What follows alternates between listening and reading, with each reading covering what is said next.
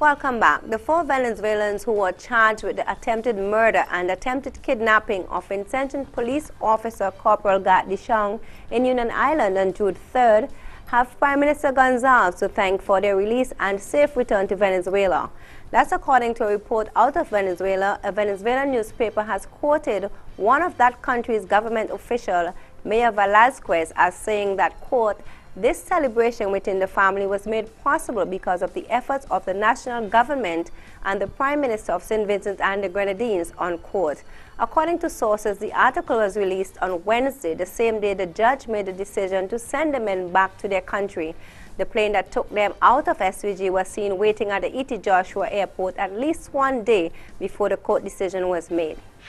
Meanwhile, other sources say relatives of Othniel White, the customs guard who lost his life during a shootout aboard a Venezuelan vessel in Union Island, are perturbed over the fact that the 4 Venezuelans who were involved in the said incident where White lost his life have been allowed to return to their country.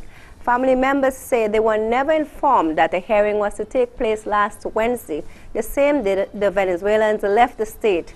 According to White's family members, the information that was given to them is that a hearing was scheduled to take place on October 4th, 2012.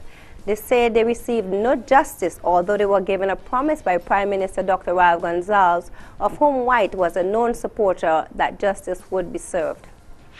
The Honorable Godwin Friday says the government has failed the people of St. Vincent and the Grenadines yet again.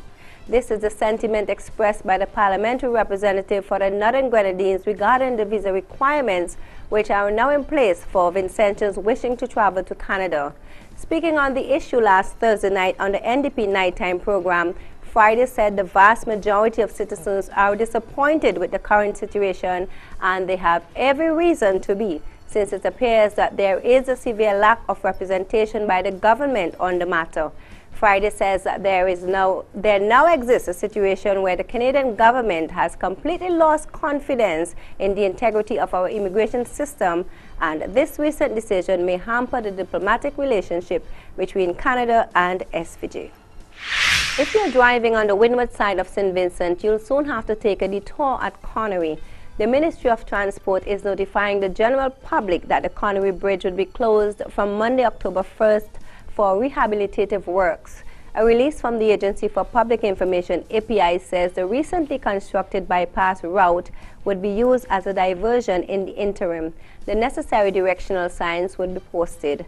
Motorists are asked to approach at a reduced speed and take caution.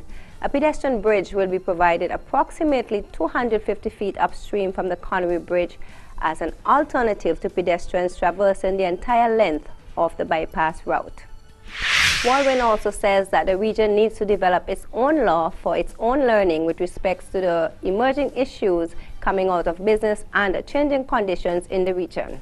Our region has to develop its own law, its own learning with respect to the emerging issues that are coming out of business and out of changing conditions. And our own learning, that is learning that's peculiar to the region, that addresses the issues that are within our region, has to, as you've heard, not just be said, but memorialized. We've got to write this stuff down. We've got to promulgate it.